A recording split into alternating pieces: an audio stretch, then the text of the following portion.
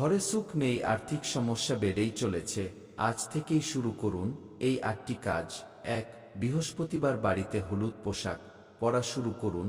বৃহস্পতিবার হলুদ জিনিস পরা এবং বাড়িতে হলুদ ফল খাওয়া শুরু করুন এবং সবুজ জিনিস থেকে দূরত্ব বজায় রাখুন।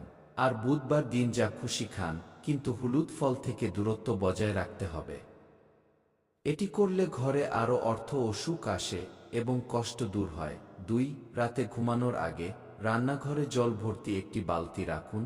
রাতে ঘুমানোর আগে রান্নাঘরে জল ভর্তি বালতি রাখলে লিন থেকে দ্রুত মুক্তি দেয় এবং বাথরুমে জলে ভরা বালতি থাকলে জীবনে অগ্রগতির পথে কোনো বাধা আসে না, আর ঘরে সুখ আসতে শুরু করবে। 3. সূর্যাস্তের সময় কেউ দুধ, দই বা পেঁয়াজ চাইলে দেবেন না। এর ফলে ঘরের উন্নতি থেমে যায় এবং সুখ ক্ষয় হতে শুরু করে। তাছাড়া ঘরের ছাদে শস্য বা বিছানা কখনোই ধোবেন না, তবে এসব শুকিয়ে নিতে পারেন। 4. ভুল করেও রাতে ইটো বাসনপত্র ফেলে রাখবেন না, এতে ঘরের ক্ষতি হয়। 5. রান্নাঘর দক্ষিণ পূর্ব দিকে তৈরি করা উচিত, কারণ এতে পরিবারের স্বাস্থ্য ও সুখ বৃদ্ধি পায়।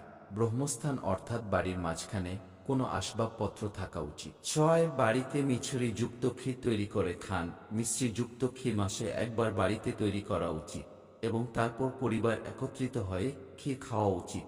সবার আগে প্রথমে বাড়ির সবথেকে বয়স্ক মহিলাকে ক্ষীর দিন, এতে মা লক্ষ্মীর দ্রুত কৃপা হয় এবং বাড়িতে অর্থ সুখ বাড়ে।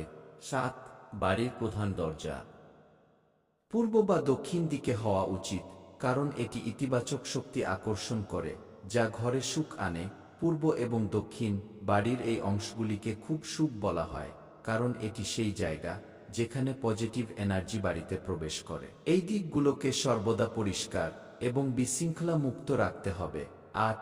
বাড়ির পূর্ব অংশে জানালার সংখ্যা সর্বাধিক হওয়া উচিত, আর ঘরের পশ্চিম দিকের জানালার ন্যূনতম সংখ্যা থাকা উচিত।